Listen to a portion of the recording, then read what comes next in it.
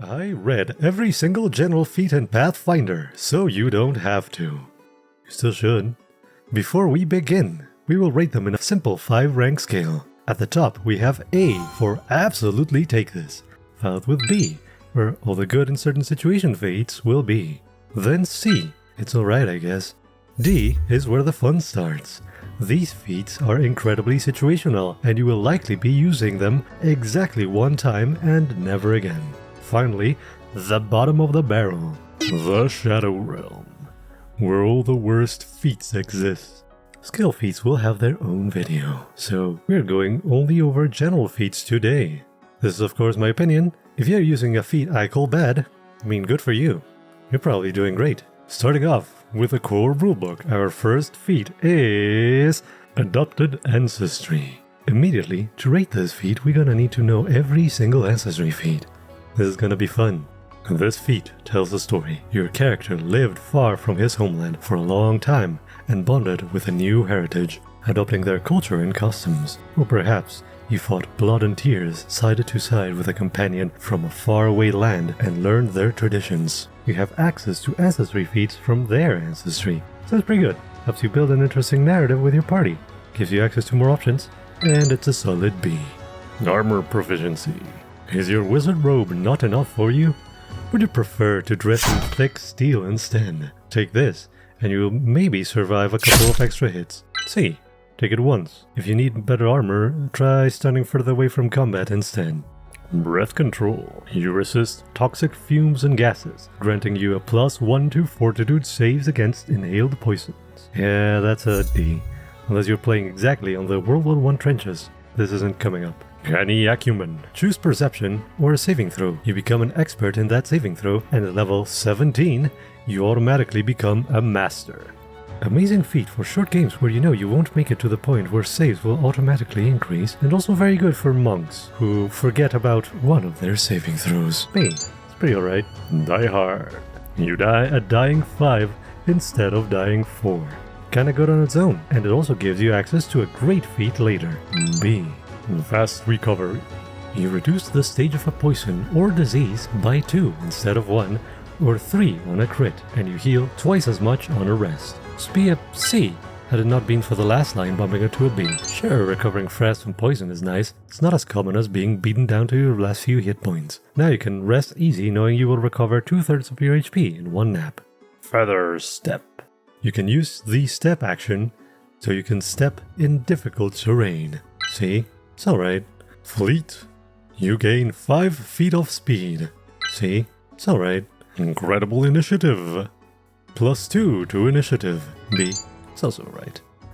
Ride. When you command a mounted creature to take an action, you automatically succeed in the required roll. Any animal you are mounted on acts as a minion on your turn. Absolutely mandatory for mounted builds. Or if you have an animal companion. Right into combat, Mr. Snuffles. Shield block. Your shield absorbs damage up to its hardness. Excess damage is absorbed by you and your shield. Incredible feat. As a reaction, you get resistance 5 to 1 hit. The only problem with this feat is that all the classes that want it already have it. Fighters, champions, and druids get it for free. So unless you want to play the shield wizard, I don't think you are actually picking this. Toughness. Gain more HP. Your recovery DC is 9 plus your dying condition instead of 10. It's very good for any kind of character. Dying less, it's always good. Somewhere in B, probably. Weapon proficiency. Become trained in simple weapons, martial weapons, or an advanced weapon of your choice. C. It's okay. You probably want to wait for the remaster where everyone will be trained in simple weapons, so you can get that sword wizard. It's still C. The Ancestral Paragon. You gain a first level ancestry feat. You could wait 2 levels for your next ancestry feat. Untrained Improvisation. You add half your level to all untrained skills. At level 7, you add your full level. Yeah, this feat is very good. It helps you keep up later in the game with scaling DCs. Everyone needs this feat as soon as they can. Expeditious Search. You take half as long to search an area. Probably good in exploration, but in reality you will take the same amount of time. exactly how long the DM takes to pull up the treasure in that room. Incredible investiture! You can invest into 12 items instead of 10. I mean, there might be a build that needs it. Usually you won't. Advanced Player Guide! Hireling Manager. Your hirelings get +2 to all skill checks for no additional cost. If you have insane amounts of money, you can hire a small army of hirelings and send them into battle for you. Or, if you have the gladiator archetype, you can keep a small group of spectators to trigger your bonuses. Hey, also you can have your hirelings earn income for you. So they can make money, so you can pay more hirelings, so you can make more money, so you can make more hirelings, so you can make more money, so you can improvise repair. You quickly repair a broken item, making it shoddy. It doesn't grant you any bonus, doesn't have any HP, and it breaks again next time it's hit. All for the low cost of 3 actions. No. Grab Quick Repair instead. At level 7, you can do the same thing, but better. Gain Follower. When you use Follow the Leader, you gain +3 if your ally is an expert, or +4 if they are a master. Very good. If you aren't following the leader, I mean, you should. Pick up the pace. Speaking of following, you hustle 20 minutes more. Now you can get wherever you are going faster. D. Useful in exploration heavy games and nowhere else. Prescient Planner. You can pretend like you bought an item last time you were at a store, despite not currently being there. This feat is hilarious. It literally allows you to cheat. Oh yeah, I totally have a torch. It's right here. It's not great on its own, but it leads to an actually good feat later. So, skitter. You can crawl up to half your speed, instead of only 5 feet. If you find yourself prone and crawling often, you might need other feats instead. Also, there's a skill feat that is much better. Thorough Search. You can take twice as long to search, and if you do, you get a +2 bonus to search. This is either very good in exploration heavy games, or I have no idea what an exploration heavy game is actually about. Prescient Consumable. Prescient Planner 2! Now you can cheat a potion instead. Okay, this is actually a little better. If you go to the dungeon and get hit with very specific poison, you can pull out the very specific poison cure. Or, if you are dying, you can pull out a healing potion. Or if you get attacked by a diseased carrying rat, you can pull out the rat antibiotic that you had in your backpack all along. Super Taster.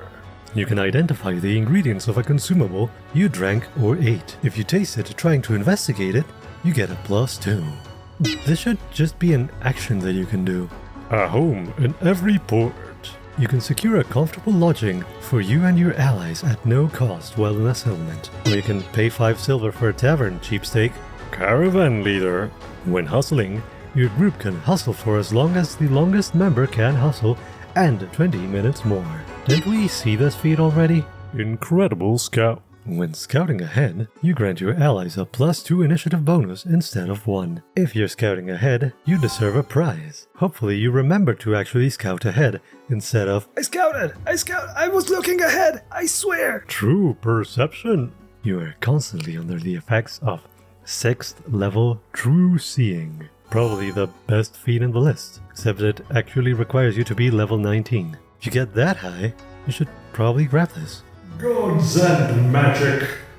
Number to Death.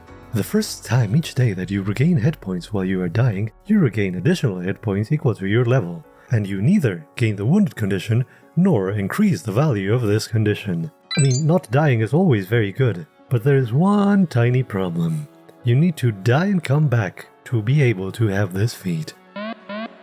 This section contains spoilers for Age of Ashes, Tomorrow Must Burn, Stolen Fate, The Destiny War, and Extinction Curse. Tomorrow Must Burn.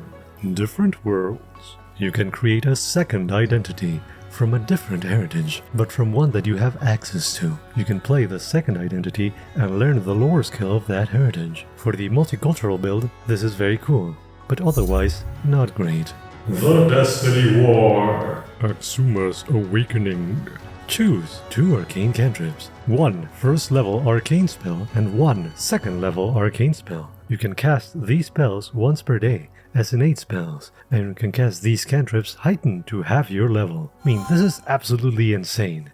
However, It requires you to have access to the Well of Axuma, which is probably not in your GM's homebrew campaign. If your GM is crazy enough to allow you to get this, get it, and make them regret it. The Axuma's Vigor. You heal twice as much during a long rest and reduce the DC for treat wounds and disease by 2. Also requires the Well of Axuma. It is also very good. The Extinction Curse. Additional circus trick. Very good if you're using the trick system for the setting. Otherwise, ignore it. Game Mastery Guide. Steal your resolve. Requires your GM to use 2 variant rules, Stamina and Resolve. If they are, you might want to get this, otherwise you can just ignore this. And that is every general feat in Pathfinder ranked. Think something should be higher? Maybe ranked even lower? Did you make it this far into the video? Leave a comment and subscribe.